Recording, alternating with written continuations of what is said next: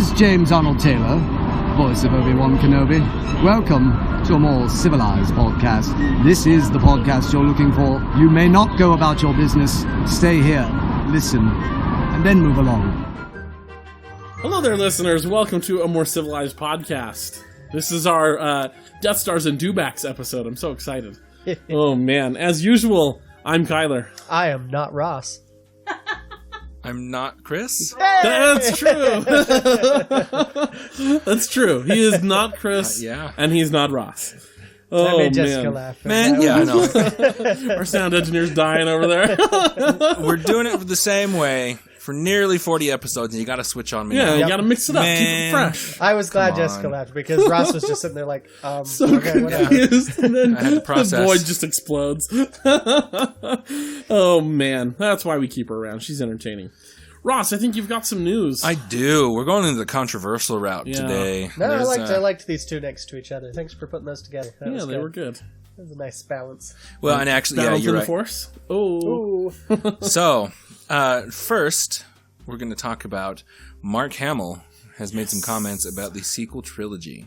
So, I'm not sure where this originally broke, who he was originally doing the interview with, but there have been a couple quotes that have been taken from said interview and are kind of beginning to make the rounds. So, when asked, Mark Hamill, or quoth the Mark, I just thought Luke's never going to see his best friend again. You look at it in a self-centered way. I said that it was a big mistake, that those three people would never reunite in any way. I guess I was wrong because nobody seems to care. I have to stipulate that I care. But it didn't really seem to affect the larger audience. Luke, Han, and Leia will never be together again, and I'll probably never get to work with Harrison again. Then, the second thing was that they killed me off. I thought, oh, okay, you should push my death off to the last one. That's what I was hoping when I came back. No cameos, and a run-of-the-trilogy contract. Did I get any of those things? Because as far as I'm concerned, the end of 7 is really the beginning of 8. I got one movie. They totally hornswoggled me. Yeah, hornswoggled. Hornswoggled me. Which is, A let's be wonderful real, word. Mark Hamill using the word hornswoggled is just the greatest. Yeah. Usually most of the things he says are just the greatest. He continues. I was once describing Star Wars fans, and I said they're passionate, they're opinionated, and they feel a sense of ownership because they've invested so much time into these characters and these stories. I realized I was describing myself. It can get you into trouble because I don't control the storylines. I'm sort of like a musician. I read the music and I try to play it to the best of my ability. That doesn't necessarily mean I like the tune, but that's not my job. So, in the context of being asked his thoughts on the trilogy in Episode 9, that tends to make you think that he's not a fan. Right. Which is generally He's a little how... disappointed. Yeah. Which is generally how these quotes have been taken. Now, the article, in particular the one that Kyler put in the news, is good about saying... context is everything. We weren't present for the whole interview. It's also known that Mark Hamill has a very playful way about him. Still, even giving him the benefit of the doubt, it's clear he's not thrilled with the way things have turned out with these new movies. I'm not so sure. I think so. But see, that's the thing, is giving both of those quotes a different inflection could completely change the meaning. Like, even the word hornswoggled, why wouldn't he just say I was disappointed? He's specifically picked a funny word. I think he was actually making more light of it than what... in the context, the greater context of his other quotes about Episode 7 and 8, I think it's clear he's on the disappointed side of things. See, I don't read it that way. I know that's the way everyone keeps pushing it, but the things I have actually heard directly from him, like in interviews, it's not given with a negative tone.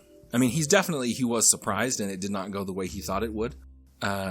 In fact, I think he even tweeted that once, because that's one of the lines. This will not go the way you think. Yeah, it, I believe he actually even posted a GIF of that at one point. But I don't think it's as bad as what everyone else is taking it. But yeah, no, the things I have actually heard him say directly aren't this negative, or aren't as negative as what this article makes it seem. Also, this is 30 seconds worth of text out of what would have probably been a several minute answer, or at very least a longer interview to give context to. So, yeah, that's not been what I've thought. Chris, have you heard any of this? Oh yeah, I am not concerned with whether or not Mark Hamill liked it. I liked it. Fair enough.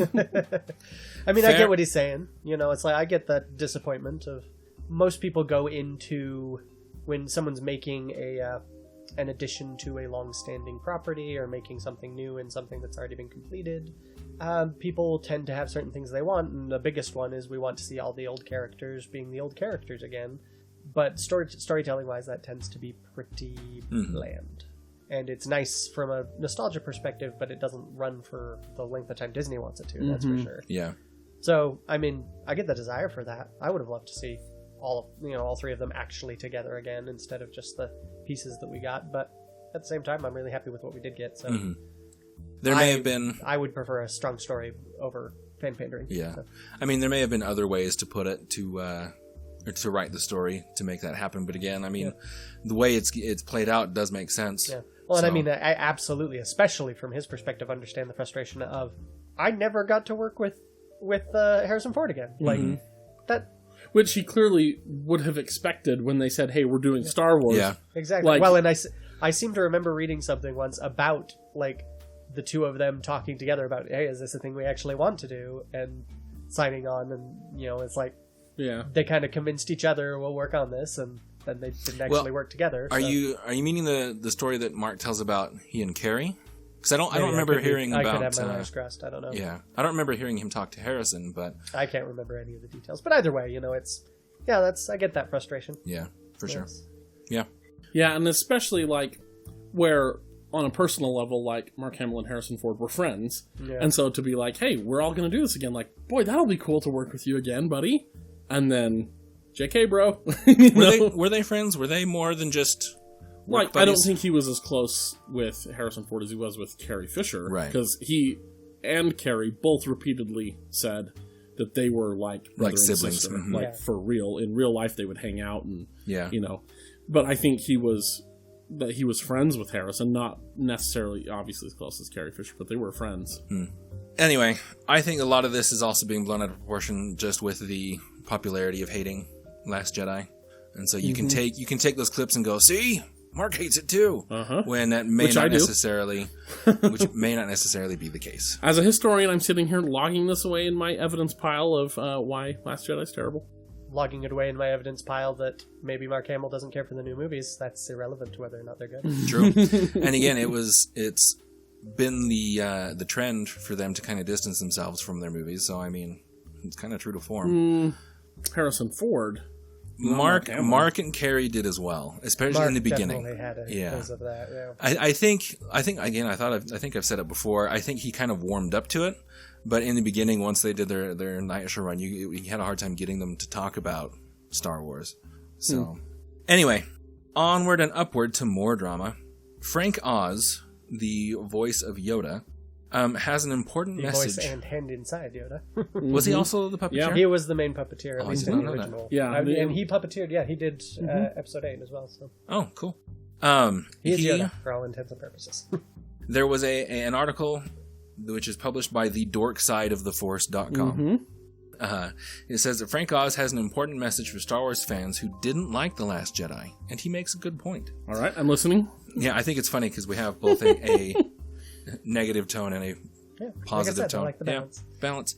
Apparently, Frank Oz, the brilliant man behind all things Yoda, didn't agree with Star Wars fans he feels are too heavily critical of The Last Jedi. Oz said, "I love the movie. All the people who don't like this Jedi thing is horse crap. It is about expectations. The movie didn't fill their expectations. But as filmmakers, we're not here to fulfill people's expectations." True enough. But this the same sort of thing that we've talked about before. Oz agrees with us. It's interesting, though, because I don't know if it was sparked because of this, but I did also see some tweets from Frank Oz and a quote-unquote fan later in the week. And I should have pulled it up. Now I'm feeling adequate. Okay. You're just adequate. Yeah. If you were any more adequate, you'd be good, so we can't have that. Yeah. Frank was talking about how he had spent, years and things creating the character of Yoda, and so he should know a lot about it. And some snippy fan replied to his tweet saying, "Yeah, you spent, however much time you have, but we've spent our lifetimes, etc., and you don't know, Yoda shouldn't have done this and that." So, I hate to say that it's another addition to the pile of stupid Star Wars fans who just need to just relax, just chill. Well, Don't start doing to Frank Oz the same thing that you've done to Kelly Marie Tran or anyone else. Well, and it's true. It's like, yeah, I'm the one who made this character. Mm-hmm. Like, I am. It's hard to argue. I with am that. the source of this character versus, well, we've been watching this character a whole lot. Yeah. And I've watched him a lot, and therefore I know better than you. Mm-hmm. Yeah. It's like, it doesn't. It's not an argument that holds any weight or water. So there's just nothing. Well, there. and it's I think way back in it might have been our very first episode or our third when we talked about the sequels is everybody has a different version of these characters in their head. That's one of the hazards of making more of it is you're never going to match what even the majority have in their heads. It's just a question. It's just trying to make a version that the majority of people can go, oh, okay, yeah, I can adapt that into this, or adapt mine to fit that, or whatever. Yeah, kind of like we've done with Yoda in the prequels. Yeah. It's like, yeah, he's definitely not Yoda from 5 and 6, but, you find a way to squeeze him in there. Well, and make it work. There's 20 years difference. I mean, you got to show Yoda in a different... So that's it, right? Yep, that is the news. That's the news. Okay, on to the body of this episode. I am super excited for this episode because we get to talk about D&D. So D&D, now, for like the maybe one of you listening that doesn't know what D&D is, that's Dungeons and Dragons, hence the name of the episode. Death Stars and Dewbacks, right? You had to do it. For a long time, we have joked about what would the different characters in Star Wars be if they were D&D classes. And a lot of times throughout the show, we have used D&D as an analogy to help us kind of express what we're thinking about Star Wars. So today, we're just going to focus exactly on that. We've each got 5 characters from Star Wars that we're going to talk about. We have given them each a D&D class. Or classes. Yeah, if they're multi-classing or something. And we've given them stats. So we're going to go through these. We're going to justify why we gave them that class and why we gave them these stats.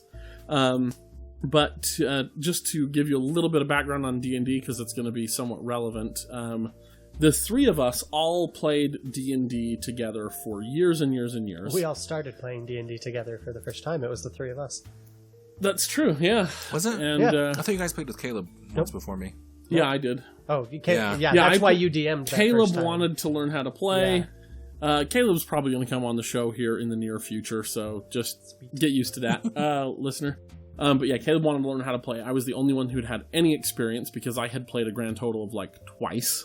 And so I went over to Caleb's house to play. He had a good time. And then Chris was like, hey, can I come and watch and see how this is going? You came to me, and I think it was all... you came to me and you're like, hey, I'm going to get together with Ross and we're going to try playing D&D. Do you want to try? And I went, why not? I've done everything else geeky. I might as well. That's a hole in my resume. And so, so then that's when it started. That was over 10 years ago at this point. So yeah, we played D&D together for like over 10 years, playing each other's campaigns and stuff and having a good time. And that was under the Dungeons and Dragons 3.5 edition. Yeah. And then 5th edition came out for D&D and was made massively more popular by the Twitch show Critical Role, which we've mentioned lots of times on the show. If you haven't played D&D before and are curious, yes, there was a 4th edition in between those, largely ignored. Yes. For good reason. It was a really good system for combat, not a good D&D system. A lot of neat ideas and good efforts, but it didn't really feel like D&D. It wasn't ever popular, which is why they killed it very quickly. Very quickly. And then Critical Role, of course, popularized 5th edition. It's what got me into 5th edition. It's a lot more simplistic. Streamlined, I would say, not necessarily simplistic. Chris would disagree. No, it is streamlined. It's a solid system. Like that's when I'm talking to people who are new and they're like, well, how do I get into this? And I'm like, unless you're playing with a group that already knows the rules of 3.5, like if you come to play with me and then we will play 3.5 and we'll walk you through the complexities. But if you're just picking this up with a couple people and you want to try it out, go 5th edition. Like it's designed for accessibility and it's good. Yeah, 3.5, good and bad in both systems, and played both systems, like them both. Critical Role has a Kickstarter going, by the way. Just a free plug. Go support it. Anyway, so Ross and I, our characters our classes that we have assigned to our D&D characters are primarily 5th edition. So what we're doing today is we're going through and taking characters from Star Wars and trying to build versions of them in the fantasy realm of Dungeons and Dragons, right? Using Dungeons and Dragons classes and races and etc. Yeah, so it's like I want to play Jabba the Hutt in D&D. So what would Jabba the Hutt's class be? What class would I need to take to have Jabba the Hutt's abilities? Yeah. And then what scores would Jabba the Hutt have? So if you haven't played D&D, this is a good way to think of it, to approach the stats, the character stats that I keep mentioning. So there are 6 stats in D&D. There's strength, there's 3 physical stats and 3 mental stats. So there's strength, dexterity, constitution, those are your mental stat or your physical stats. Then the mental stats are intelligence, wisdom, and charisma. The best way I've ever heard, and you might have seen this before, you probably have if you've ever played D&D, is the tomato analogy, right? So strength is the ability to crush a tomato, right? How easily can you do that, right? Dexterity is the ability to either successfully dodge or juggle or maybe aim a thrown tomato at someone else, right? How successful are you at that? Constitution is the ability to successfully eat an unripe tomato, a rotten tomato, without getting seriously sick. Okay, intelligence is knowing that a tomato is actually a fruit. Wisdom is knowing that you don't put a tomato in a fruit salad. Okay? And then charisma is being able to sell a tomato-based fruit salad, which we normally call salsa or pico. Okay? Guys, so there you go. Yeah. So those are your 6 stats explained. That's honestly, it's the best way to explain those I've ever seen. Usually the most confusion comes between intelligence and wisdom, and I always like to refer to Sherlock Holmes for that. It's like high intelligence, low wisdom, has trouble getting along with other people, has trouble socializing, has trouble, like he's really good at making all these connections, that high intellect, but when it comes to social dynamics, to and reading how to the work with room, others, reading kind of the a room, all that thing, sort of stuff, not very good. He doesn't have a high wisdom. Exactly. Yoda has a high wisdom. Yep, exactly. So, I think we're ready, right? That's kind of all the preamble make we those. need. And you were saying that you guys built yours. Oh, yeah, in yeah. 5th edition. So Ross and I primarily are going to be referencing 5th edition classes when we talk about our characters. Chris will be primarily referencing 3.5. Yeah. I mean, plenty of these have been transferred over to 5th edition, but I'm going to be talking about the 3.5 edition just because that's what I know best. Yeah, there are some nuances. Well, and actually, I mean, I definitely know 3.5 best, but I still think in terms of 5th edition. I do too. I like 5th edition's system better, so my mind has sort of just completely switched over. Yeah, I'm the same. Although I will be referencing at least one 3.5, but we'll get there. One of the nice things about 3.5 is it was a lot like the PlayStation 2. There was a lot of third-party development that was not only done but allowed. You know, they had an open license for that, so a lot of people could use the rules for 3.5 wherever they wanted. So you have so many source books, so many options of the various character classes you can use and races and all this. And a lot of system bloat, and and so there's a lot, but it makes it really handy for something like this, where it's like, I want to build this person. What do I draw from? And it's like, well, I have a wealth of options to draw from. Yep, and you can get pretty darn close. And just so people really understand, how many different manuals would you say there were for 3.5? Oh God, let me just look on my phone because I have probably 60 or 70 at least. Somewhere, in that realm. Something like that. Yeah, I have. But of course, also, and I used to have most of them memorized, at least the important pages of like, this class is on this page of this book. Wow, dude. Yeah. Man. And played a lot of D&D, man. Yeah. Well, and I had to get that way too, because a lot of you didn't want to put the time into it, and I did, and so you'd be like, Kyler, I kind of want to do this. I'm like, okay, you're going to want to look at this class, this build, you're going to take this prestige class. But anyway, so I've easily got pushing 100 D&D 3.5 books. Not all of those are going to have classes in them, though. That's why. Not all of them. That's why I said probably 60 or 70 of those are going to have class options. I actually have. So this is a fun little.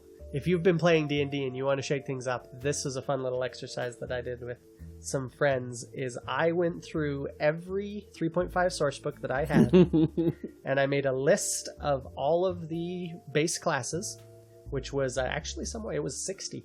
I managed to find 60 base classes in all of those. Some of them are just stupidly absurd, but and then I listed out all of the prestige classes I could find in their own list. and there was over 300 of those. That's actually the list I used when I was making this, is I just started scrolling through and went, oh, hey, that's right, I remember that one. Where is that? That's right, I have that on here too. And actually, yep, there we go. The total count on the prestige class was 396. Ooh. Man. Prestige classes to pick from. Anyway, but so what I did is I made that list, and then we rolled randomly on the list. You roll up a base class, you roll up a prestige class. You've got 5 levels of the one, 5 levels of the other, and 5 levels of whatever you want to try and connect the 2 of those together, and you have to make a functional character out of those.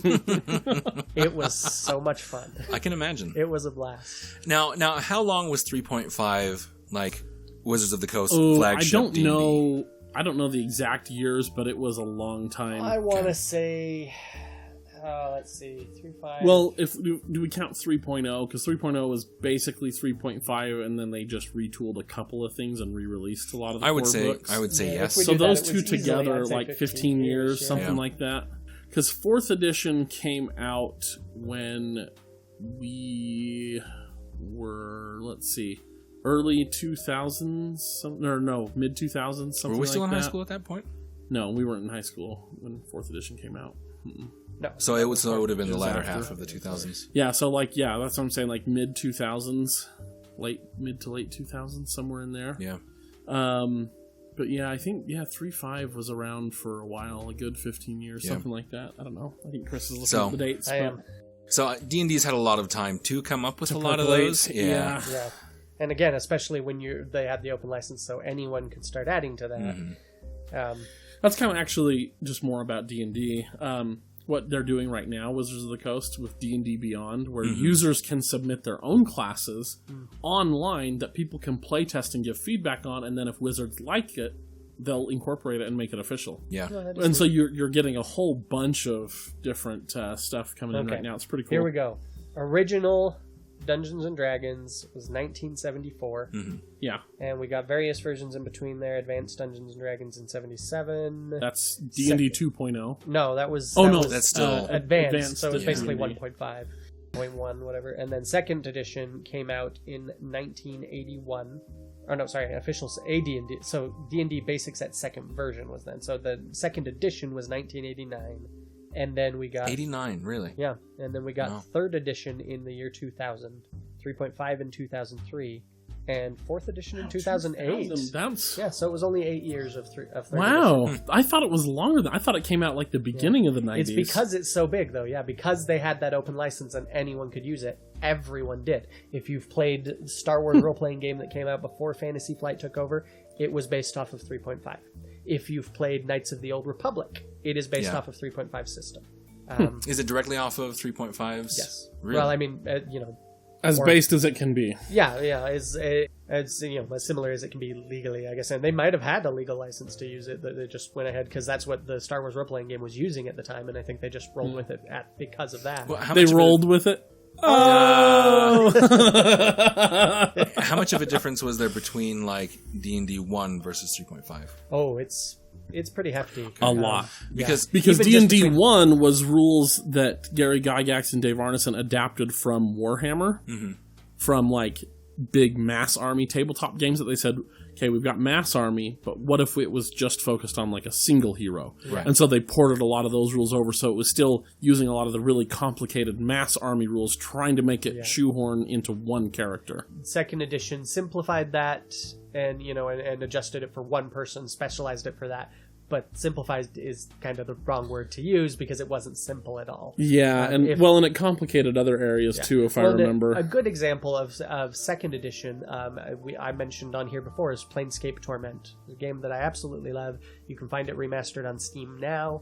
Fantastic storytelling. Mechanics are a little hard to work with because it's just D&D 2.0. It's the 2nd edition D&D rules, and it's a little complicated and headachy and weird, even when you've got most of it automated in a computer game system. Right. And then, 3.0 and 3.5 were basically, 3.0, and then 3.5 was polishing it up and fixing some stuff. And that's what a simplified version of 3.5 is what they used in Knights of the Old Republic. They use the similar stats, and they have all of the skill point allocation and the feat choice. Right. You've probably played a lot of the older RPGs more than I have, but things like feats don't appear a lot in computer games, I should say. No, But the rest of it has been kind of a pretty standard type system, really, since D&D was a thing. Oh yeah, So it's kind of the granddaddy of all. Decentralized, Yeah, if you've ever played a game that requires classes and stats, you have D&D to thank for it. Yep. Yeah, very So- much. Well, and a lot of the early offshoots of D&D stuff like Dungeons or like Dragon Age, or not Dragon Age, which is its own offshoot of D&D, yes, but Dragonlance was the Dragonlance. Well, the Dragonlance books were written to go along with the Dragonlance video games. I literally didn't know there was a video game. Yeah, I only knew about the books. they were not the main product. The main product was the video game. The books were written as tie-ins for the video game, which was based off of their setting for Dungeons and Dragons. And cool. And then the books ended up being the most lasting part of that whole franchise.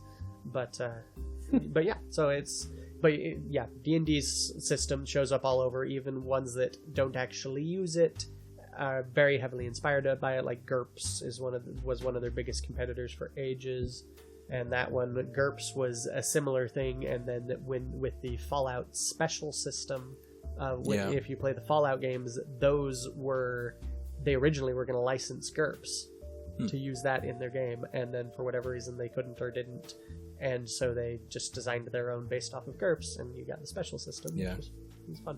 But yeah, that's where they all came from. So, and they, like I said, they literally directly appear in a lot of games that you can pick up. Oh, one more thing too before we get going in this about stats. If you haven't played D&D, you need to know that in D&D, a stat of 10 is considered average. Theoretically, right? That Depends average, on how lucky your rolls are. A 10 or 11, well, that's what it's saying, is in the world you are neither better nor worse than your average person at a particular thing, right? So if your strength is 10, you're not especially strong, but you're not especially weak either. You're just right in the middle of the road. Pick somebody at random, you're probably about as strong as they are. Yeah.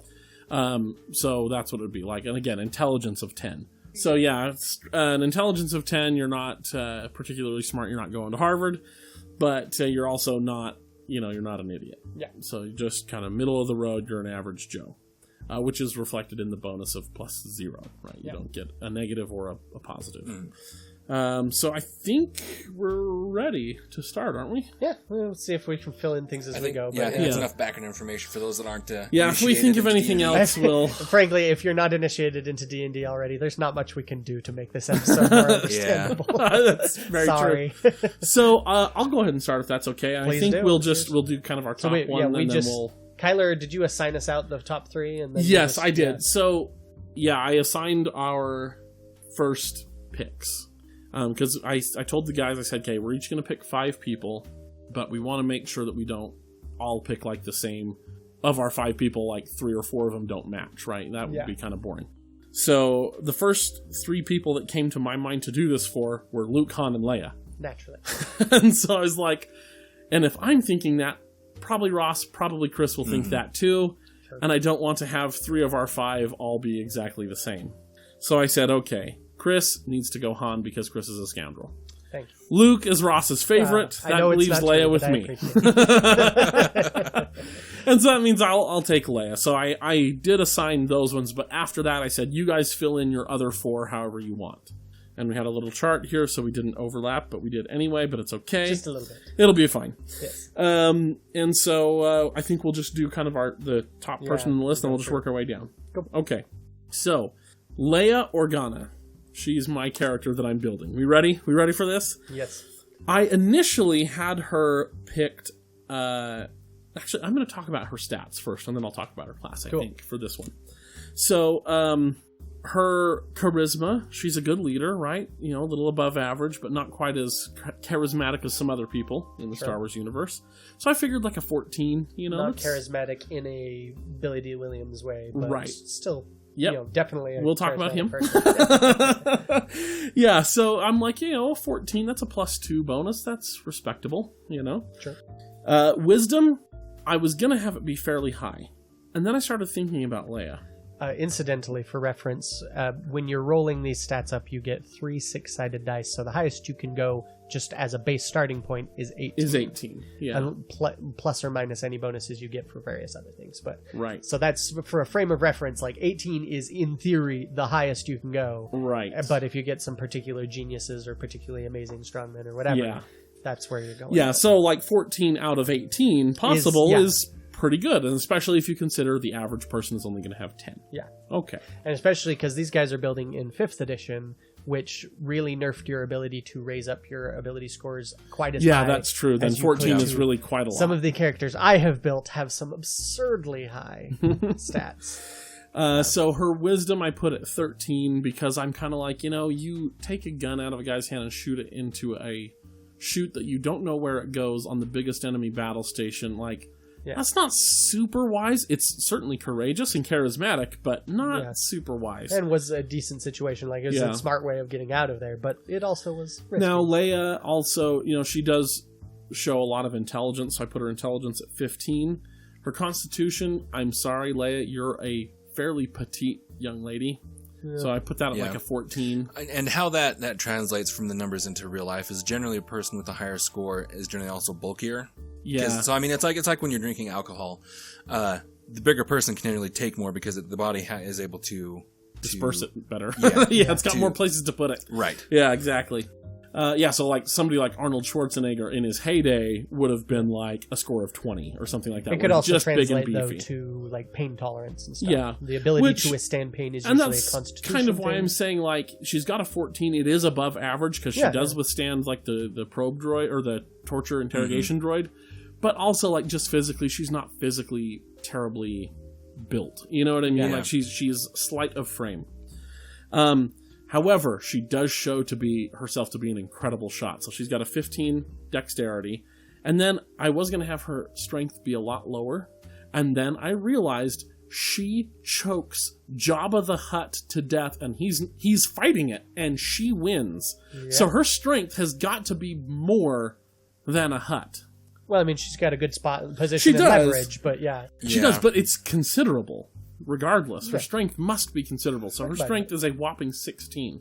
So I initially had her as a cleric because I thought, clerics tend to be kind of good party leaders. They're good at keeping other people safe, and that's kind of her shtick. And then I was like, but a cleric, though, doesn't really fit. Clerics in D&D, they heal other people. We don't really see her do much of that. So I started thinking, so cleric just doesn't fit.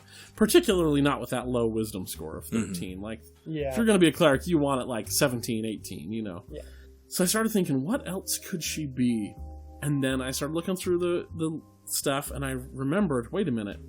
There's a feat, though, the leadership feat in 5th edition. You can make an inspiring speech, and then it gives all kinds of bonuses to your party, which we see her actually do several times. Yeah. So I'm like, so she's definitely got the leadership feat. And then I was looking through different classes. The fighter class with the sharpshooter archetype actually makes a ton of sense for Leia. Bonuses to ranged weapon attacks, which she's very good with a blaster, we see. It's got some other stuff that just fits. So anyway, Leia is a fighter, a sharpshooter archetype for 5th edition. With definitely at least the she'd obviously feat. have to have some focus on diplomatic skills and the stuff. That. Yeah, I mean, and she's got decent charisma and stuff, and she could get some other feats and stuff. But that was it. I was like, fighter, sharpshooter class. I would have thought more of a ranger if you're going for sharpshooting. I would, but the fighter, because I'm looking at Leia and some of the stuff she does, it's going to require her to have a lot of feats, and the only way she'd get that many feats is if she took the fighter class in 5th edition. Well, we see her doing some kind of acrobatic stuff in... Well, I mean, it's technically Luke, but she's also hanging on the thing when they cross the chasm, I'd have to look at the feats. I don't remember off the top of my head. I don't know if 5th edition. Yeah. I've never used them when I played. Aren't there more diplomatic, what was that word? Aren't there more diplomatic type focused classes in 3.5 than there were in 5th edition? Because I can't really think of any in 5th. Oh, there are plenty. You gotta look in the bards, my friend. Yeah, bards are the main area for that. Bards and clerics can do pretty well. I mean, Yeah. Jordan's Lydia that she played, she had charisma oozing out the ears, and she was a It's true. But I thought the sharpshooter aspect of it matches what we see on screen better than any of her diplomatic options. Like, none of those other diplomatic bard classes give her the same combat abilities that we see her use with the fighter sharpshooter. So that's why I went with that. She has some levels in bard. Maybe, she might have crossed. She's more of a Roy Greenhilt fighter. She's smarter. She's the diplomatic one in the bunch. Yeah. Roy Greenhilt, by the way, is a reference to Order of the Stick webcomic, which you should definitely go look at. Especially if you play D&D, but whether or not you do. Oh, Darths and Droids. We might as well plug that. Oh, yeah, that's good. Darths and Droids is literally, they take the Star Wars movies, like, shot by shot and turn it into somebody's D&D campaign. Like, what if these characters were D&D, people playing a D&D campaign? Yes. It's quite witty and which very much worth your time. Was based off of DM of the Rings, which was somebody because Lord of the Rings being the granddaddy of all the current fantasy genre and everything, and so someone thought, well, it'd be funny if we took this game that was so heavily inspired by Lord of the Rings and actually applied it to Lord of the Rings and see what that would look like as an actual campaign being played by actual players. They're very funny. It was quite entertaining. So that's Leia. Chris, you want to do Han Solo? Yes. Or do Han your Solo. top one? Sorry, that's all right. That's all right. I don't mind. You already told everyone we got. Oh yeah, that's Leia, true. Han, and Luke. So. All right. So my first one here is Han Solo. So picked this up. First thought for Han. Rogue. Yep. He's not. That would have been my. Yeah, that was my first thought too. But I was like, no. The thing with the rogues is they have that low base attack bonus progression that I don't feel fits Han. True. So the base attack bonus in 3.5 in particular being basically your chance of hitting. If you've got 3 different speeds at which it progresses. If you've got a character that's designed primarily for fighting, they'll have a really fast progression. And then you have a more medium one and a really slow one for people who aren't really fighters, like wizards and stuff. And the rogue has that lowest one, and which means they have, generally speaking, a low chance of hitting. I wanted the rogue mainly for the shoots first aspect of Han Solo, which, don't want to neglect that. But at the same time... it seems to fit with the rogue sneak attack ability. It does fit with the sneak attack. But at the same time, I was just like, it doesn't feel like Han to me. Like, Han's a former soldier. He's a man of action. He's not shy about it, charging off. He's never... And even when he's trying to be subtle, he just bumbles it. Like, I'm like, this is a man who is not in a rogue class trying to play as a rogue anyway. Yeah. And so I went... Is he some kind of fighter? He is I use the scout class. D&D scout, 3.5, that was my second thought, actually. Because, so the scout has the full attack bonus progression, so they're a good fighter. They're built around ranged fighting, which, as I was thinking about this, I was like, okay, this is a fantasy setting, so, and the people I'm trying to mimic are in a setting with easy, ranged weaponry. Yeah. Guns. You could have a hand crossbow. Yeah, but even so. A hand crossbow. I was kind of like, okay, generally speaking, with most people, I'd kind of fudge and be like, if they're good at melee, that's good enough for a fantasy setting to mimic someone who primarily shot. Yeah. But in this case, I wanted Han. I was like, no, Han's a shooter. He shoots first. He's got to be a shooter. And so I got the scout, which gets a similar thing to the sneak attack, but you just have to be moving when you're shooting, which he does a lot of running and shooting. Yeah, that's true. Aside from that one famous one in the, of course, when we meet Greedo. But I thought, that's a solid. So he's a scout. That's what happens when you win initiative and you roll a nat 20 on your attack. Yes, exactly. And then for the prestige class, I gave him Fortune's Friend from the Complete Scoundrel Handbook. Yep. Which is why makes sense. Which is why that one is titled Complete Scoundrel, because of Han Solo. And that one is basically one that's built around having good luck. Like, you have extra points that you can do to reroll things and try and get better. And it seemed fitting for Han. Like, That's funny, because in Star Wars Legion, Han Solo has that. They've gone that same thinking line that you have, where he has an ability called Uncanny Luck, where he can reroll his defense dice just in case he needs to, Exactly. And so I thought, that'll work for him. And then if he's got Fortune's Friend only has 5 levels, so if it gets hired and we don't want to do Scout or Fortune's Friend, you could maybe take some Legendary Captain levels.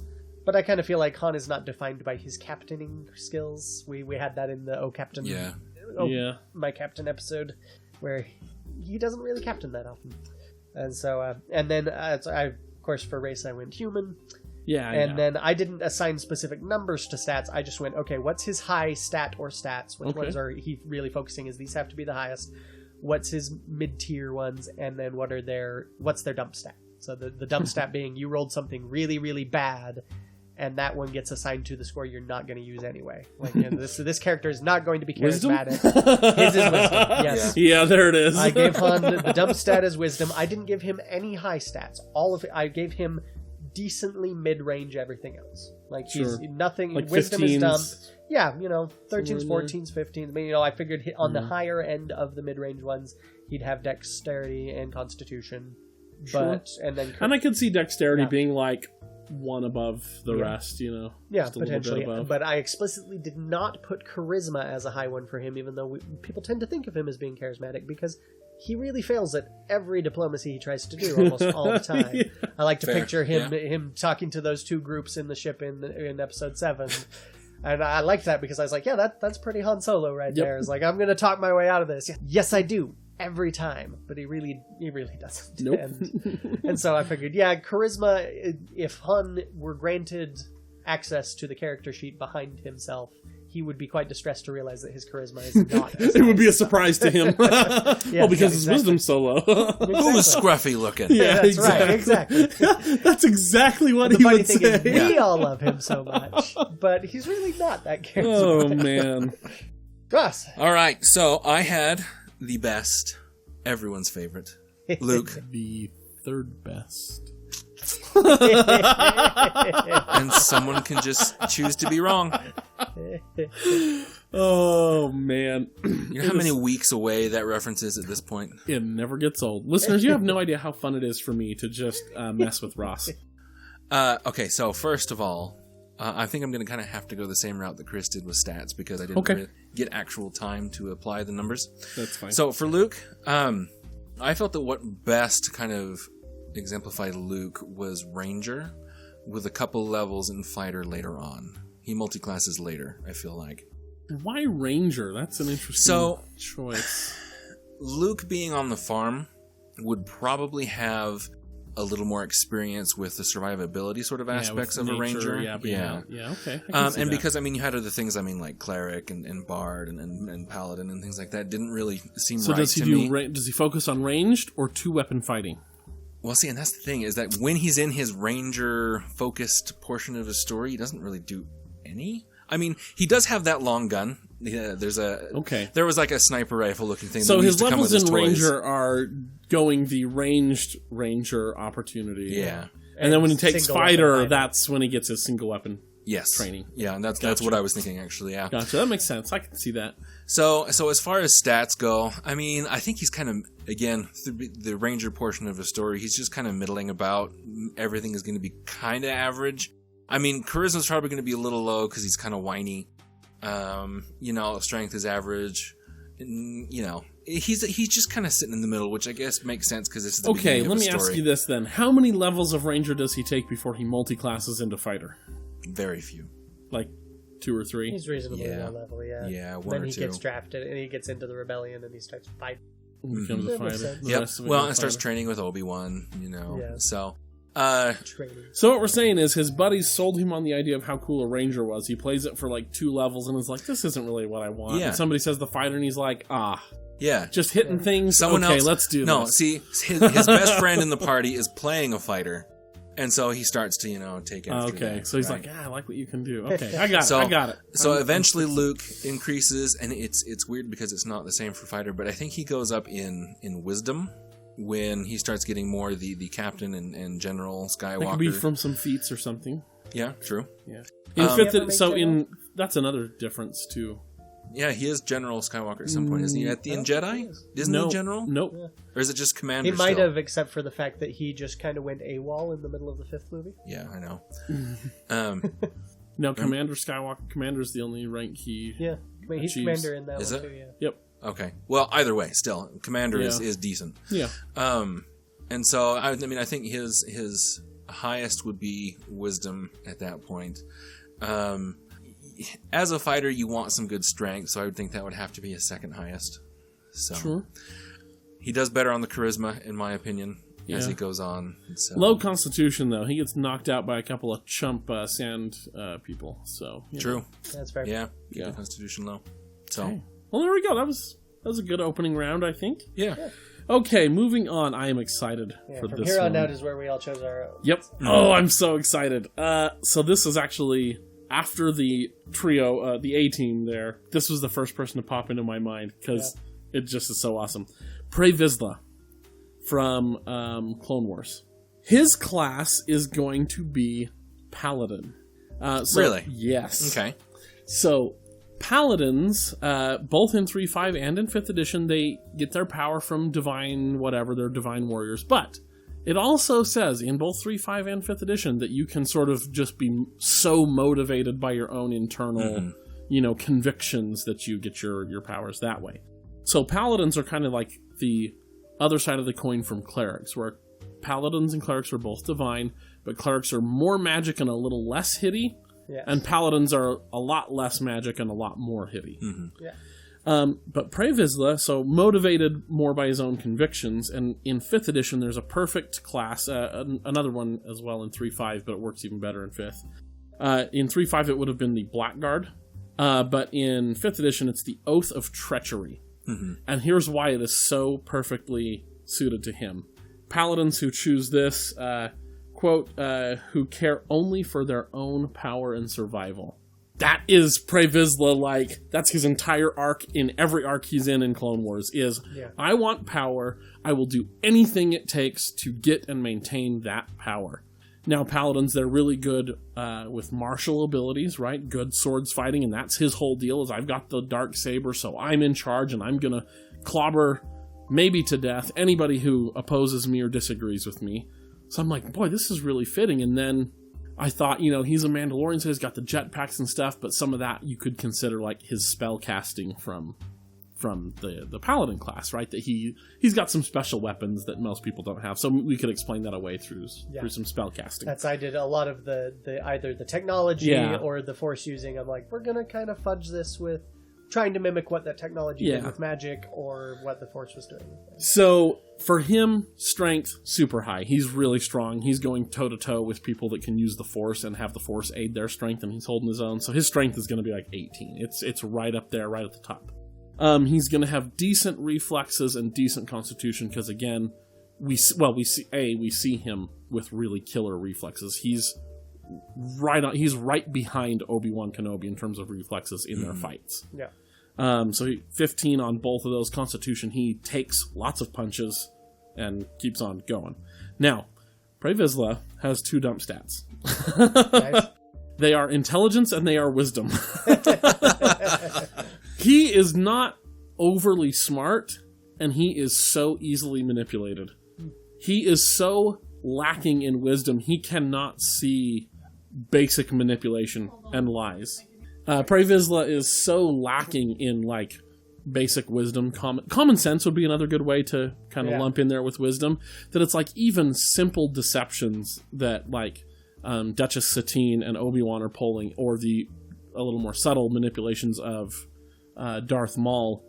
He's just clueless to all that. So those are his dump stats. I just thought of a nice way to explain the difference. Another nice way to explain the difference between intelligence and wisdom. Intelligence is being smart enough to figure out a really interesting science experiment that you're absolutely sure would work, like drilling a hole into your head. Wisdom is being smart enough not to do that. It's gone. Yeah, exactly. So he's probably got 7 or 8 in wisdom. He's getting some penalties, some negative penalties there. Intelligence, maybe a 10. He might be average there, but maybe even a 9, where he's kind of at a slight penalty. And then charisma. He's got enough charisma to lead the Mandalorians and to do some intimidation and stuff, but he's not nearly as charismatic as Obi-Wan or Satine or most other people, most other heroes. So probably a 12, so just a slight bonus to charisma. So yeah, Oath of Treachery Paladin in 5th edition. That would be him. The evil paladins. Yeah. All right, my second one here is Master Yoda. So I got looking at this and I thought, okay, Jedi's, monks, or Yeah. it's where everyone goes. I actually did not end up going with monks for either of the courses. Monk is that their I'm gonna go to. profession, not See, necessarily yeah, their Yes, class. exactly. I didn't either for the Force users I Yeah. went with. And then as I got thinking about him, I was like, well, okay, if he's not going to be that. Whereas I bounced around a couple of them, but I ended up with his base class as cleric.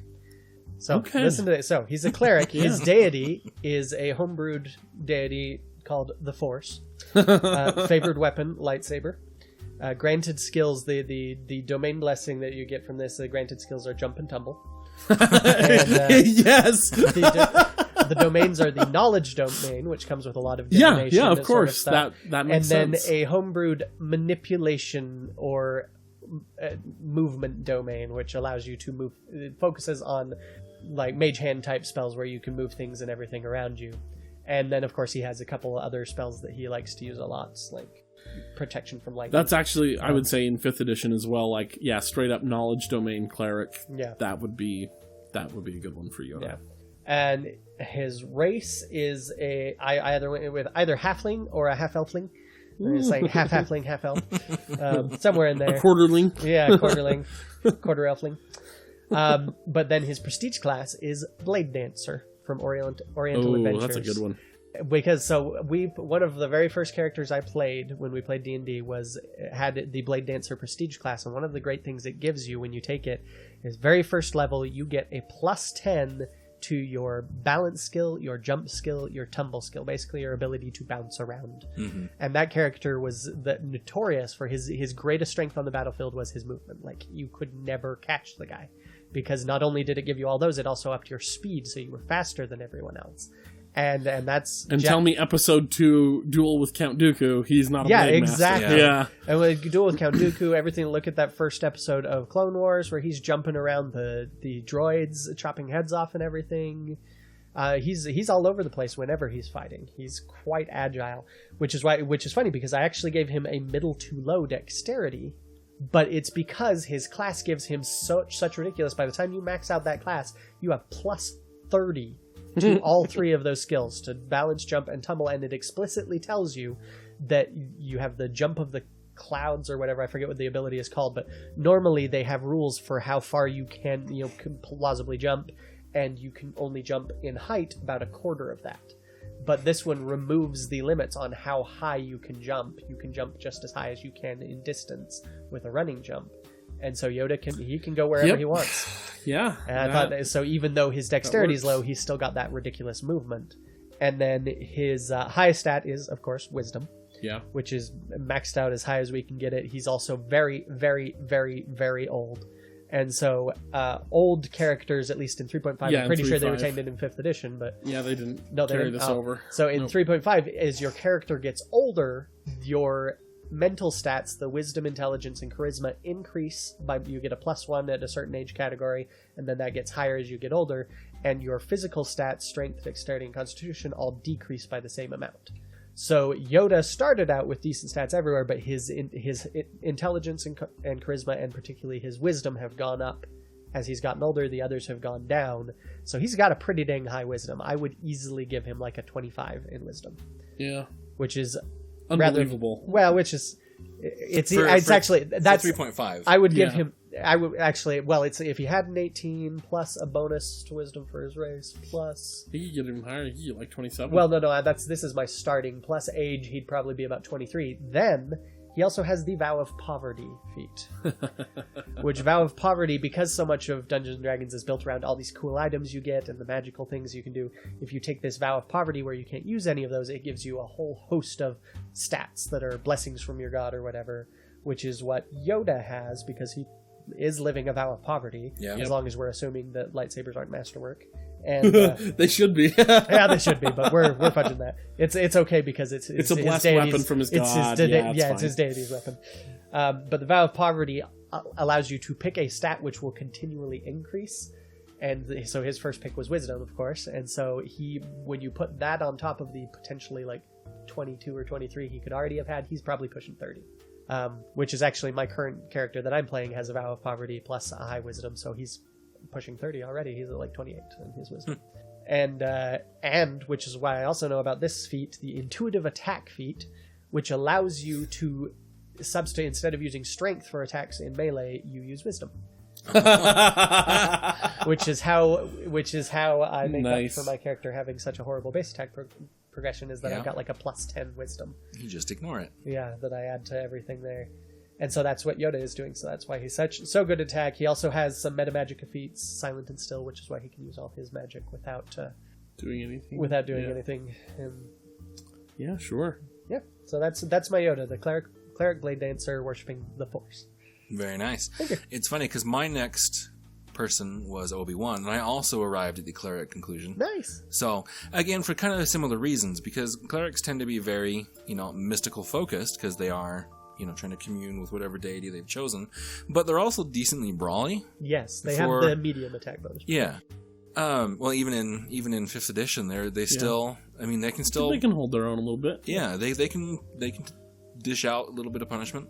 They both can be called physically upon by and their god to smush evil in the face with a hammer when need be. Yes, yeah. And so I feel like that kind of fits with Obi-Wan being very devoted to his chosen deity of the Force. But also being very, very skilled with, any sort of fighting that he ends up doing, And so I also gave him a couple levels in fighter just so that he could use about anything that he wanted. Mostly because he pops Grievous with that blaster in episode 3, So that's a pretty decent shot. Especially when you have pretty explicitly not really been training with that. Or he just got lucky and rolled a nat 20. True, always true. But my experience, though, there's no such thing as luck.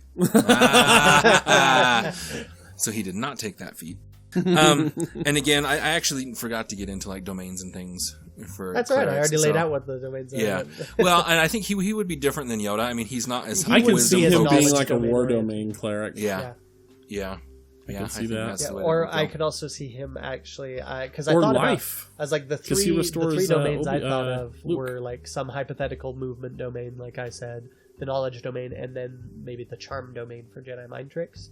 Especially because Obi-Wan is the poster boy for the Jedi mind trick, really. Mm-hmm. Like, nobody uses it as much as him throughout the entire series. That's true. Yeah. Maybe trickery domain then in 5th edition. I can see that. I mean, that's the thing is he's very versatile. I actually do like the versatility of the cleric class because of the domains, especially in 3.5. And I never really delved into how versatile you could be with a cleric until my wife's current character, which is she's basically our grifter, who can talk anyone into anything, and if she can't do that, then she will manipulate their mind. And using those domains, you can make a really wide variety of interesting clerics. That's fun. Yep. Yeah, no, so that's Obi-Wan. Cool. Well, next I have... wait, what's his high stat? Probably wisdom, honestly. Yeah, but he's also a decent fighter. Or strength, maybe? I don't know. Could be. Maybe he also took intuitive attack. Like, maybe that's just common for a lot of Jedi. It's part of your training. Yeah. Well, because that's the thing is all the Jedi I felt they're all very... The Force makes them very versatile, and the fighters tend to be very combat versatile. Yeah. So, I mean, it's a good fit. I'm not sure. Wisdom is definitely high. I don't want to put him in the same realm as Yoda, though. So Yoda didn't min-max. Yoda min-maxed it where Obi-Wan just kind of left a more regular wisdom progression, I think, is probably... Well, he couldn't min-max because he wanted to keep his strength high. True. He's also not as old. He's also not as old. Yeah. Yoda, if we're really going with his age category, that dude is old. His wisdom He's got like a +10 from unassailable. that alone. Yeah. He can barely... But then again, theoretically, he should barely be able to move based on where his physical stats Yeah, that's true. So, Ezra Bridger is my third pick. Ezra Bridger from Rebels. He is a rogue. Really? Yeah. Thief archetype. Okay, yeah.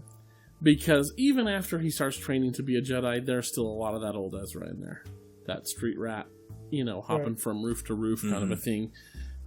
It just seemed to make sense. A lot of the thief's abilities, it's what we see Ezra doing all throughout the first season. Yeah. So that seemed to make sense. He's got high dexterity, 18, because the things he does in that show are ridiculous. Where he's jumping from rooftop to rooftop. He jumps from rooftop to TIE fighter in mid-flight and sticks the landing. That is pretty intense. That requires some pretty ridiculous dexterity. Good strength. Again, he's holding on to the TIE fighter in mid-flight for a while. He is good with a lightsaber in terms of holding his ground once the Inquisitor has hit his lightsaber. He doesn't get pushed back, like he stays there, so he's got good strength. Dump stat is wisdom, though. Ezra is not a wise character. That's what makes his relationship with Kanan so great, is Kanan is more wise. Yeah. Kanan isn't super wise himself, but he's more wise. So I would say, probably an 8 at the beginning, like in Season 1, an 8 in charisma, but by the end, maybe like a 12. Because he does learn to become more wise. And then everything else is kind of... You mean in wisdom, you said? In wisdom. In charisma. Oh, yeah, wisdom, excuse me, yeah. And then everything else, constitution, intelligence, and charisma would just be sort of middle of the road. Where do his force ability come from, though? That's a good question. Luke too, because Luke can use the force, but the fighter is not going to have any abilities that reflect that. Yeah, true. Ranger would a little bit, though. Yeah, and that's why... the Ranger would have a bit. That's kind of why I thought maybe Ezra would be a Ranger, because he's got the whole animal affinity thing. Ezra, I mean, he's technically human, but maybe he's playing a race that gives him some magic abilities. If not thief, because all rogues are a little bit thiefy. It's just the thief is more thiefy. Mm-hmm. Yeah. And when I was thinking of Ezra, I was thinking specifically Season 1, Season 2 Ezra, where he is very much the Force is kind of a new thing, whatever, let me just do it how I've always done it. Let me go be a thief. But maybe Arcane Trickster, where there's a little bit of magic, but it's still kind of magic geared towards being a thief. Because when we see him use the Force, especially in Seasons 1 and 2, it's to help him accomplish crime, to steal things or whatever. So maybe Arcane Trickster, where he's got Mage Hand or something like that can pick locks and grab things. Mm-hmm. Cool. So yeah, that's Ezra. Cool beans. Let's see. Oh, next I have 2 characters in this portion. I put them together because thematically I felt they were similar. We have Boba Fett and Captain Phasma. Sure. So Boba Fett, I made him a Ranger / Sorcerer / Eldritch Knight. Whoa. Yes, because Ranger, you have to have... Hold on.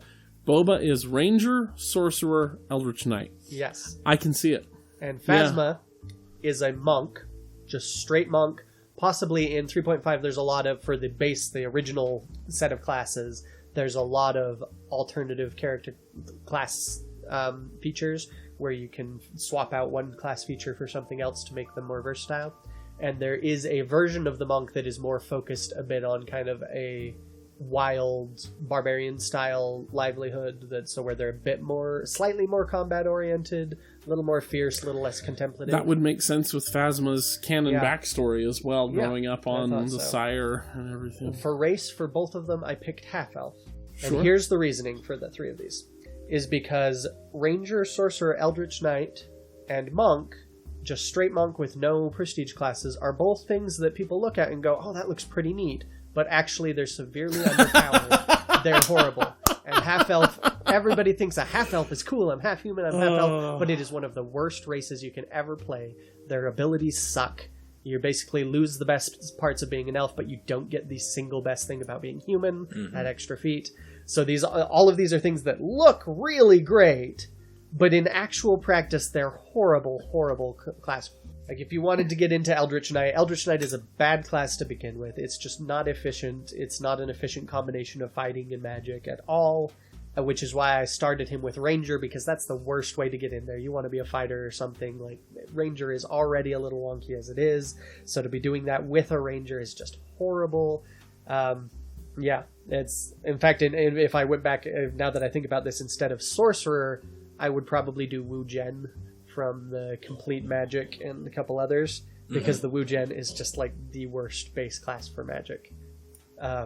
I would revise that Sorcerer actually to Wu Gen, because the Wu Gen, that was when we were doing our roll-up random character classes, I got stuck with the Wu Gen as my base class, and the Wu Gen sucks. I was going to say, stuck with? You don't have any bitter feelings about that, do you? Well, I actually made a pretty solid character out of it, but I went back and made the ideal version of that character later, and it was infinitely better. The Wu Gen is just, it's the spell selection is narrow and awkward.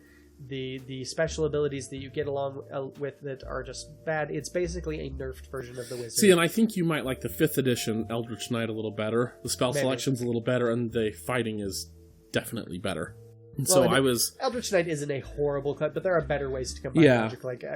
If I'm going to combine magic and stuff, I'm going to go with the Duskblade. would be a far better Yeah. choice than to try and do these. Plus, that way you don't have to take two separate classes, Yeah. multi-class into it. You can just have one base class that leads you into See, it. and I was, I didn't pick any Jedi for me, but I was thinking about, like, if I picked a Jedi, what would they be? And I was thinking either Eldritch Knight or a Warlock.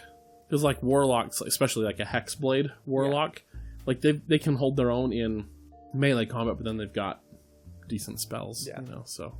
Anyway. And the monk class, the straight monk for Phasma, the monk is kind of legendary for being a metric ton of class abilities that still, how was it? In Order of the Stick, Rich Burlew at one point is like, you've got a metric ton of class abilities that still don't make you as effective as a fighter. Like, even you, with all of those stats that are supposed to make you such a great unarmed combatant, even you will still do more damage and hit more frequently if you just pick up a sword and shield and start fighting that way. A lot of people dismiss the monk at all. Like, some of the best min-max characters we've ever had in our games have been monks. If you build it right, they can be awesome. But just a straight monk, oh no, that's not a great choice unless you've got a huge pile of extra abilities. Yeah, that unless your you're DM is giving you. a bunch of stuff. Yeah, unless the DM helps you out a little bit. Well, I gave all of you a ton of stuff. That's true. If you die and you turn into a phoenix, then what's the big deal? Yeah, by the end, I wasn't even really using many monk things anymore. Well, and I had a couple. Yeah. Because that one quivering palm that was attack I solid. made was nice. We were also, I was leveling you guys up so fast that it was kind of, you didn't get a chance to use stuff before you had new stuff to use. And anyway, it was a good time. I lumped them together because I was like, basically, I'm making one joke here, and that's that they both have character classes that look really great, but they're really awful. Yeah, that fits. It works. As soon as you started saying their classes, I'm like, oh, I know where he's going, and it's true. All right, so next up on my list, I went the Anakin Vader combo. Yep. Now, it's funny because visually they're so different. Yeah. But when you really kind of sit down as to what they do and their strengths and weaknesses, they're actually basically the same. I put them as just a straight fighter. So, both Anakin and Vader are, of course, very, very, very skilled combatants, right? Not really... I mean, they're okay in the intelligence and wisdom category, but there's nothing really to write home about there. Yeah. I guess, and charisma is going to be a little higher, even for both. I mean, Vader has the scary charisma, and Anakin has the, pretty charisma. But again, strength is probably going to be their high stat. They're going to keep intelligence and wisdom in the middle, and charisma is going to be there as well. The rest, I don't think Anakin/Vader really cares about. That's pretty true. Yeah. Other than maybe Constitution, I think. So then, does he have a feat to give him? Here's because I'm thinking about the Force abilities, right? Vader only uses really 2 Force abilities, right? Telekinesis, which I guess is really even just one, but then like Force Choke would be like, if I were going to make like spells for D&D, I would separate them. I would have Force Choke as an attack, and then Telekinesis as telekinesis. So, how does he get and he those? has a pretty also decent, almost mind-ready intuition. Because that can mean he's able to communicate with Luke. That might just be his backstory. He could also jump like nobody's business. Well, high dexterity. No, but no. Oh, you're talking Anakin. I'm thinking Vader. Yeah, sorry. I'm talking Episode 3. Yeah, toppling tower, jumping across the river of lava. Yeah, I mean, it should also be noted, I don't know D&D nearly as well as what you two do. So I'm much more thinking limited. maybe for the Force Choke, he could have taken a feat, because there's a feat where you, even if you're a non-magic user, you can learn like 3 cantrips or something like that. He's got Bigsby's hand. No, not necessarily, but like maybe a homebrew. Not for... Oh, I guess it's Mage Hand in 5th edition. Yeah, maybe like a homebrew cantrip where it's like Force Choke, and so it levels... Like in 5th edition, this is why I like 5th edition magic a lot better, is because the magic scales with your level. Yeah. So like in 3.5, listeners, by the time you're hitting 20th level, you're not really casting any spells lower than like 4th or 5th level, because they're just not going to do anything. Yep. Usually I have an entire but like damage level character built around casting a specific 3rd level spell, but like damage spells, you know what I mean? Where it's like I'm at 20th level, I'm going to cast my cantrip at you that does 1d3 damage. Yeah, you know, so you're doing a maximum of like 3 damage against somebody who has damage spells and cantrips. Right, but in 5th edition they scale it, so cantrips still aren't great at 20th level, but at 20th level they're doing like 5d8. So it's not going to be like your go-to. Yeah, it's not going to be the thing you start with, but it's still effective. But it still scales a little bit with you, and so anyway, so I'm thinking 5th edition cantrip here, Force Choke, where by the time Vader is maxed out at 20th level, he can deal 5d8 damage or whatever to mod or to tag whoever it is that he chokes. No, it's Madi, isn't it? It's not tag, it's Madi, yeah. Nita. Yeah, later, you know. And where that is, you know, maybe he rolled low in the conference room and didn't kill him, but Nita got max damage somehow, you know, or whatever. Where he kind of scales. Well, with no, him, he just maintained it long enough to kill him with Nita. Yeah, kept casting it round after round. Yeah, you know, and then maybe he picks up, I don't know, some item that gives him telekinesis. It's just a concentration spell. It has a duration based on concentration. There you go. So once you stop concentrating on it, it's gone. Then. There you go. Yeah. That's a good way. It's like, so you roll the damage on the first turn, and then you keep concentrating to deal that much damage again every turn after. I like it. I pictured it more of a, like, well, and this would be a 3-point. You couldn't have done this with 5th edition, but I pictured more of like a Dusk Blade, where you've got the magic and fighting, and they've still got the full attack bonus progression. They're pretty decent, and some nice magic that's all designed to help combat, like jump spells and or maybe like a Warblade or something, where you in the Tome of Battle, where although he doesn't have enough intelligence to be a Warblade, but that's true. So Duskblade. There you go. Okay, Duskblade it is. So there it is. 3-5. Okay, so that is... Oh, it's back to me now. Yes. Okay. Oh, I'm so excited for this one. Lando Calrissian. Yes. Oh, yeah. Either one. Billy D. Williams or Donald Glover. Either way, I don't care. Super charismatic. Obviously, they're a bard. Mm-hmm. High charisma. Especially in 5th edition. Bards in 3.5 are not super great, like, by themselves. I almost went with Bard for Boba Fett just as a joke. Yeah. So they're not super great in 3.5. Bards in 5th edition are probably my favorite class.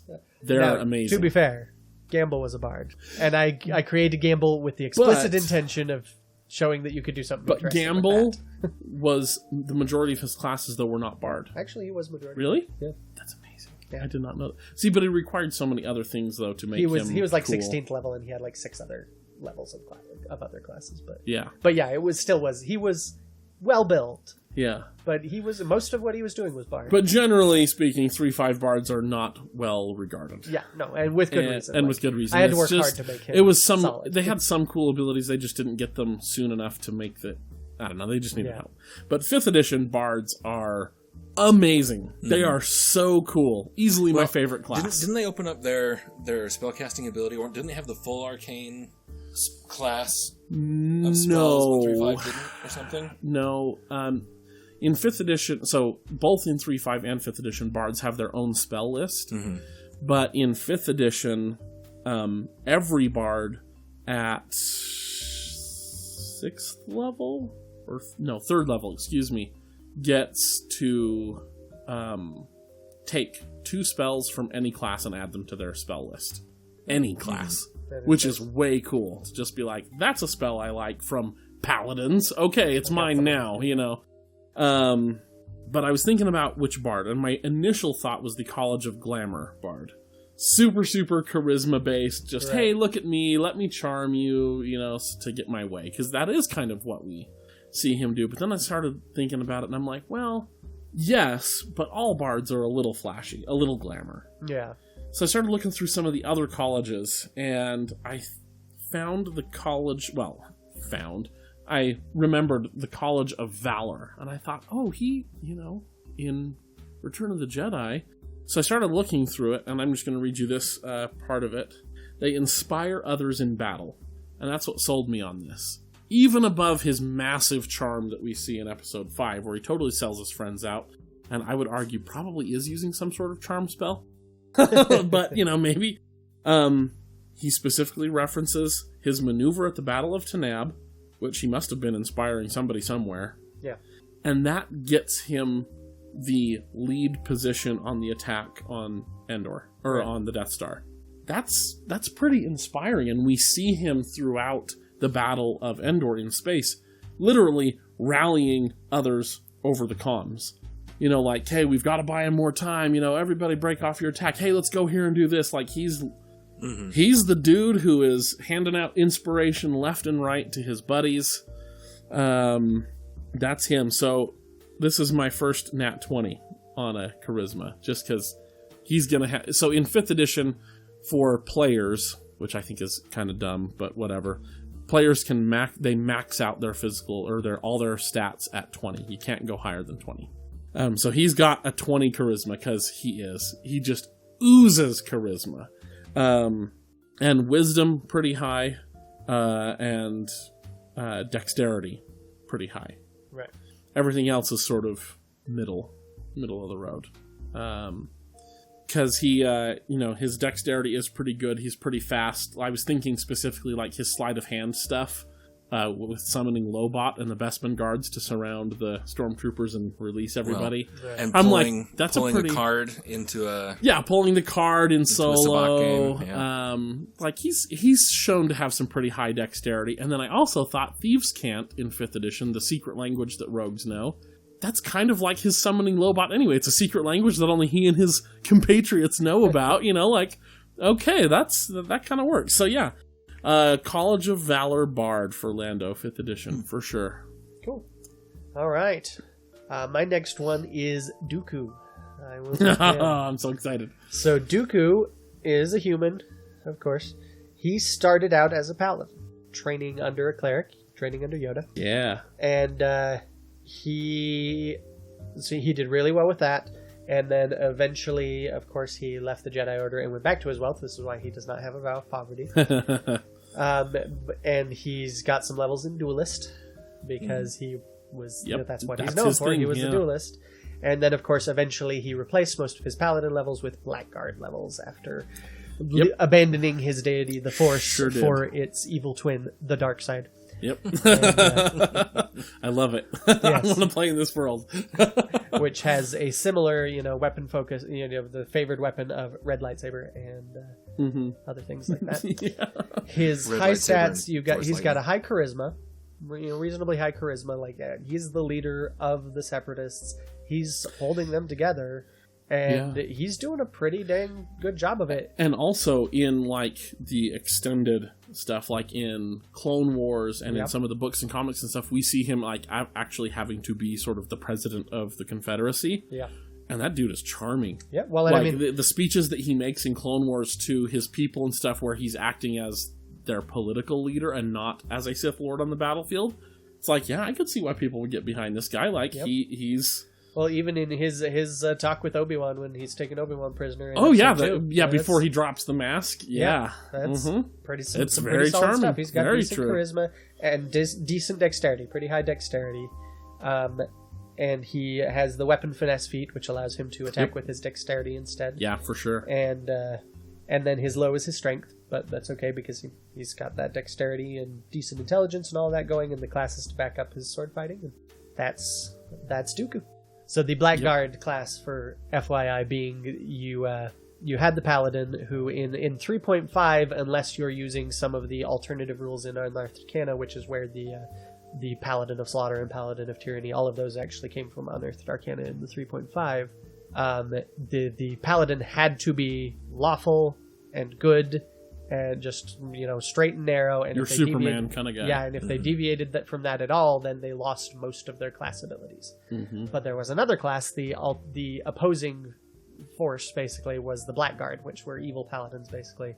And if you prestige classed into Blackguard, you could replace fallen paladin levels with Blackguard levels. And so you could basically, if you were a level 10 paladin and you violated your vows and you ended up losing all your powers, you could turn to evil and they would replace all of your paladin levels with Blackguard levels. Yep. And so that's basically what Dooku did. Yep, that's very fitting. Yep. That fits really well. Yeah. So next up on my list, we're doing Chewie. Yeah. You mean Han's familiar? Chewbacca the Wookiee. I guess. You mean Han's master? Yeah. Han is the familiar. So for Chewie, I felt the only thing that really fit was Barbarian. Except, I can see that. I think he has a much higher intelligence than what Barbarians are. Sure. But he's got the stereotypically rage have. going for him. Yes, he does. Though. Rage and strength. Yeah.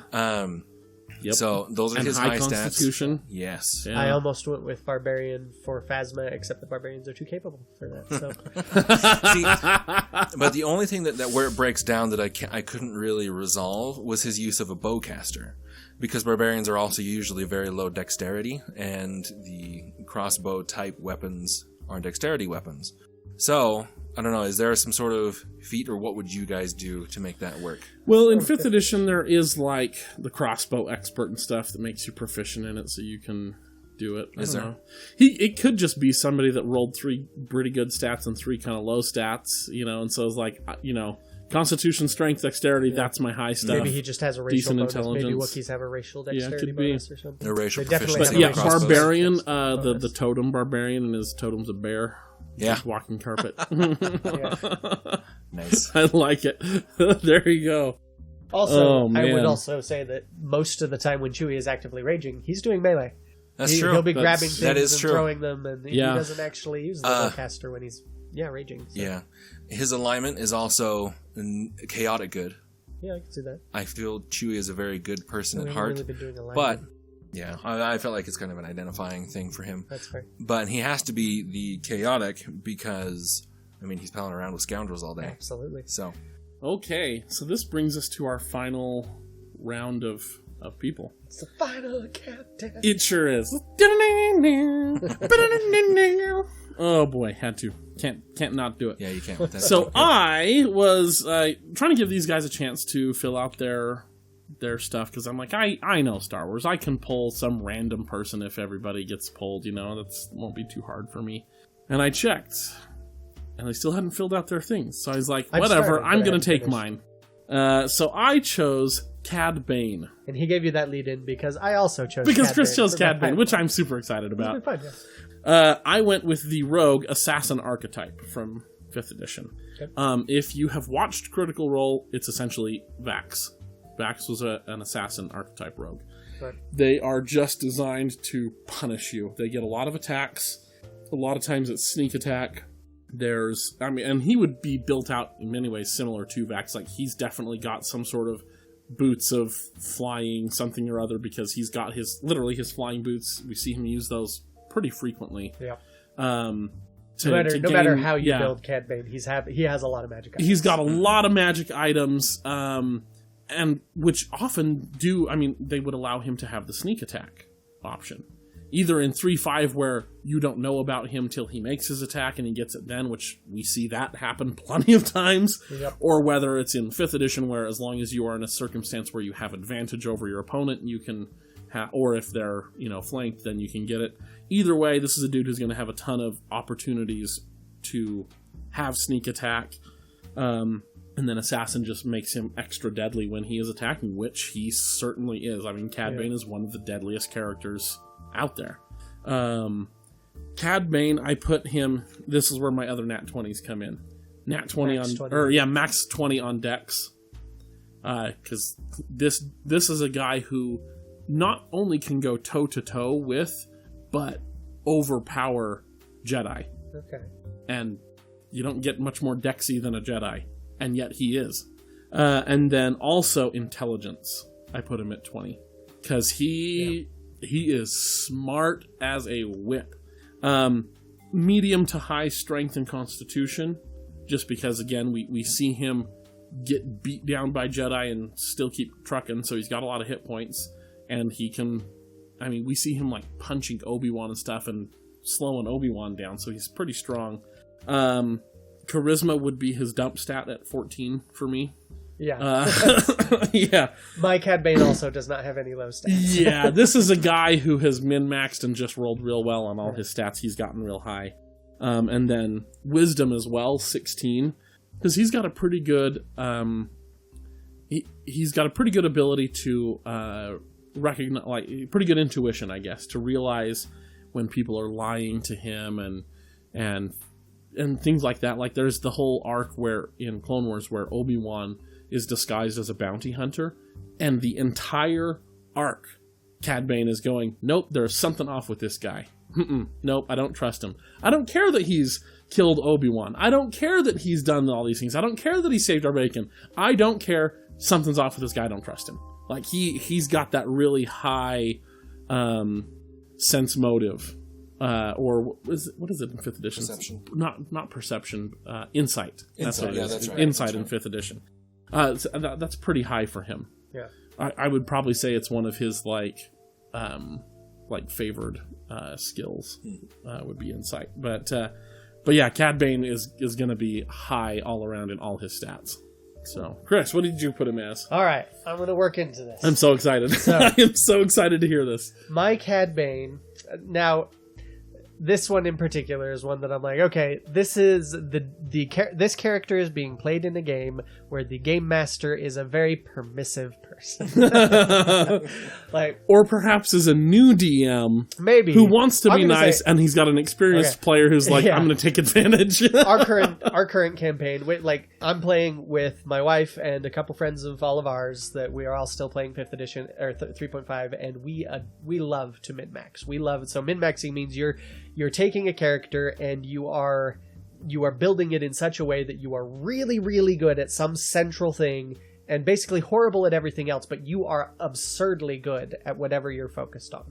So my current character is a monk.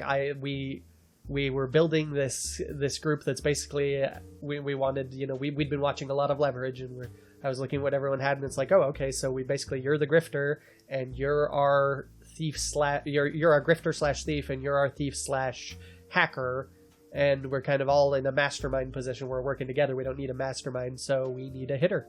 So I will make someone who can hit for us.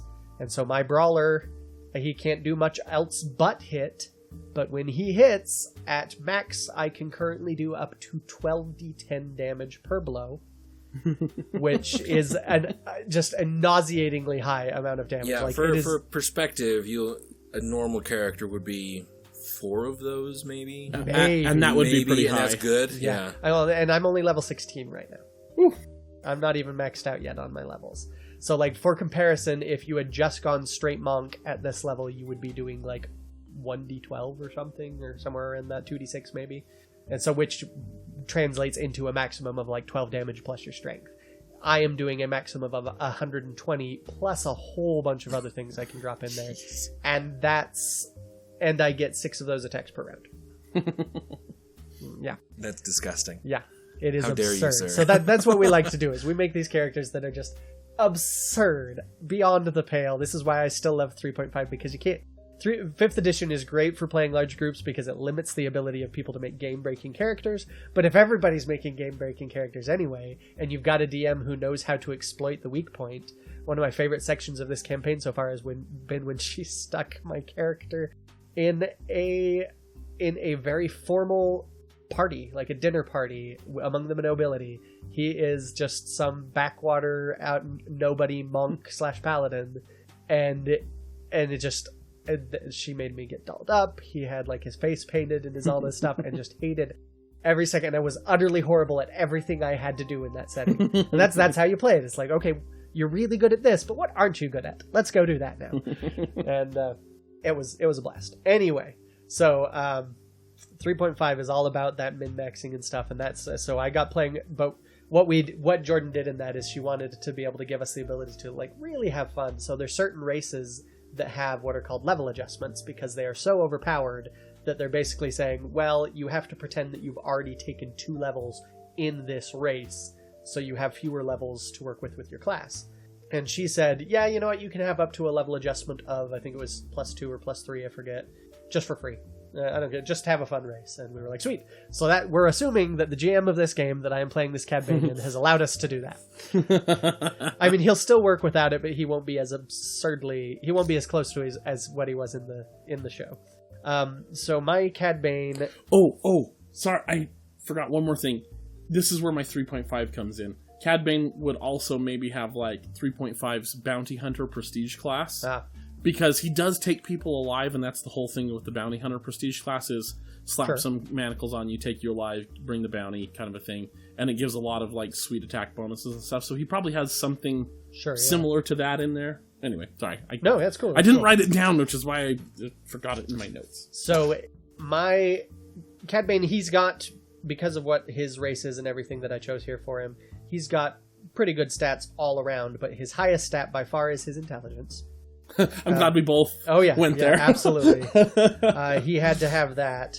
And so we're talking, I made his base class elf, because they have a +2 to intelligence. I'm assuming he started with a max 18 on the possible roll for his intelligence.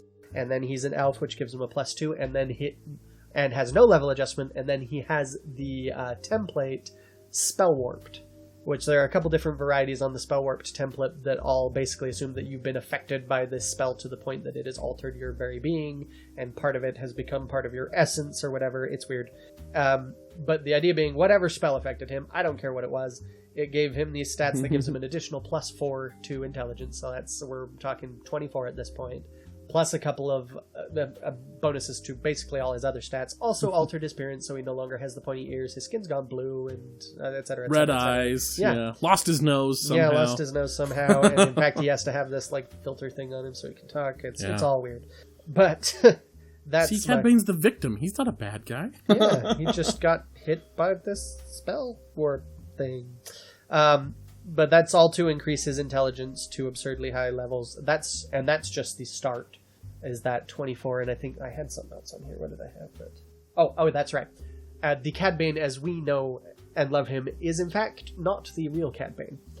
This Cad Bane has taken advantage of the possession ability from the Book of what was it? The Book of Evil, Eternal Darkness. I forget what it was. Book of Evil Deeds. Whatever it is. So he's actually possessed by some sort of demon, and that is what is driving around in that body. That is the Cad Bane we all actually know is this demon. And because the demon also is able to give you up to +5, I think it was, +4 or 5, in a specific skill, or a specific attribute. So that's another +5 to his intelligence, which bumps it up to 29, just for a base, which I believe would be a +10 or 11 for the modifier, what you're actually adding around. And all of that is to make him as effective as, and plus he'll have items that are upping his intelligence and everything. Yeah, he's got a whole sack full of magic items. You know he does. And all of that is to make him as effective as possible as a factotum. Yeah, nobody knows what this class is, because it's not a great class, in theory. I thought it was a horrible class until Peter basically played the build that I'm about to describe to you. And our friend Peter made this, and I went, what is that? And he's like, it's a factotum. And I went, what else? And he's like, I am just straight factotum. And I'm like, you are pulling my leg. Like, this is ridiculous. That cannot be a factotum. Factotums are not, they're basically built to be a jack of all trades, which doesn't work. You need to min-max. And he's like, yeah, but it does. So let me tell you about how the factotum works and why this works so well for Cad Bane. The factotum has the medium attack bonus progression, but you have the ability to basically spend a certain amount of points, which you get depending on your class level, which he's straight factotum, so it's pretty solid. And you can use those to add a bonus equal to your intelligence modifier to basically anything you do. Wow. Yeah. So he can add that to his attack. He can add that to his defense. In fact, actually, at the higher levels, which I'm assuming he's already at, he just has improved cunning defense, just has a permanent dodge bonus of his intelligence modifier, which is at least a +10, if not more, to his defense. He can use that on his attack. He probably has some feats that also, everything he's built is about that single attribute dependent, focusing everything on his absurdly high intelligence. So that's why, I didn't give him the dexterity, because he's basically subbing out his intelligence, or at least adding it even to his dexterity, when he needs to not be hit, when he needs to shoot, when he needs to hit, when he needs to do extra damage, all of the above. Another fun thing about the factotum, they have the ability called Arcane Dilettante, which basically allows them to prepare just 1 or 2 spells per day, but they can choose them from any spell list. Yeah. And they cast them, because they're not actual spellcasters, they're just sort of playing around with this, they cast them as spell-like abilities, which is even better because there's no chance of the spell failing, all of this other stuff. It's a lot easier to do, and he can pick any spells he wants. He can change them out from day to day. Extremely flexible, right up his alley. Kind of like the bard that you were describing earlier, what they could do. That's what the factotum did in 3.5. The class skills here, let me read this to you. The class skills, here's the list of their class skills. All. Factotums have a huge repository of knowledge, allowing them to treat any skill as a class skill. Man. And as long as they have at least a 1 rank in a skill, they can add that plus 11 or plus whatever, plus their intelligence modifier to any check they make with that skill. Which you get 6 or 8 skill points per level plus your intelligence modifier. So he's getting an absurd amount of skill points per level. Just put 1 in basically everything and then really beef out the important ones that he's going to use a lot, such as, this is what Peter did, Iajitsu Focus. Yeah, baby. Which is technically on Iajitsu a Focus. skill list that you can pull from. And Iajitsu Focus is based on samurai drawing the sword and attacking in one swing. And it was if you would make a skill check when you attacked, and the higher you rolled, the more extra damage you did. So even though he was not really much of a fighter, he was routinely doing lots of damage because he had the quick draw feat. And so he would just draw and slash. And that's what I'm picturing Cadbay doing, only his DM has allowed him to do it with pistols. Yep. And so he's doing the quick sense. draw, the Western style archetype quick draw. That would work. And so he's not doing quite as much damage as he continues shooting when he's like laying cover fire and everything. But when he's surprising you with that, man, it hurts. He is hurting, especially because he can roll absurdly high on his skill checks. Yeah, that makes a lot of sense. I like it. And so he's basically good at everything as long as he has a chance to plan for it. Which is exactly the way the character plays out in the show. Which is Cad Bane. So perfect. Right?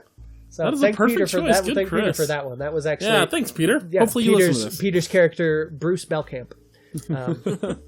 He was a lot of fun. There you go. Huh. I feel weird going last. Close us out, man. Yeah, well, I mean, because it's just going to be, quick and simple. That's all right. So I went with R2 and 3PO. 3PO's the familiar. For my... Sure. if you really want to go that way. Well, he's not the brains of the outfit, that's for sure. Well, in certain aspects, he is. See, I think the two of them together... In place setting and napkin folding, maybe. The two of them together make a very good lore bard. Oh, I can see Actually. 3PO knows cultures, he knows languages, He's quite he the knows... storyteller. Yeah, surprisingly. Yeah. He knows etiquette. I mean, he can kind of do... He can charm entire populations of rural creatures. Little bears. Yeah. And so, I mean... Hostile. Yeah, no kidding. That's not him, but still. So, I mean, actually, 3PO actually, in this sense, as far as the lore goes... That's a lot more powerful than I thought. Despite it being against his programming, he can impersonate a deity. Yeah. That's true. And for anything outside of that, R2 kind of fills in the rest. Now, strength isn't a huge thing for them because they're not doing a lot of heavy lifting. Yep. Neither is dexterity, let's be honest. True. That is very true. Strength and dexterity are quite low for them. But intelligence and wisdom between the two of them, they both do very well. 3PO has the intelligence and R2 has the wisdom. Yeah. Right? Charisma, again, that's true. In certain situations, one R2... or the other. Yeah. Yes. Yeah, that works. So, I think they make a very solid lore bard.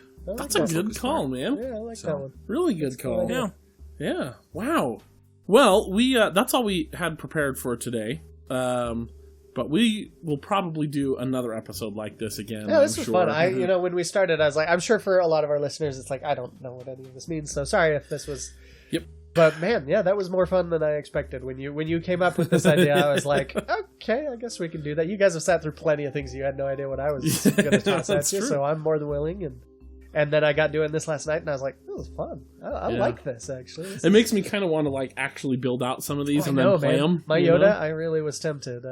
I like the idea of Prey Vizsla, like a blackguard with a dark saber, trying to command people. Well, and it's like I'm fun. not quite as bad as Peter, but I'll sometimes just be like, I'm just going to build a character just for fun. Yeah. Peter's got so many characters, just min-max characters, just sitting around that he just made for fun and then moved on. Never played them at all.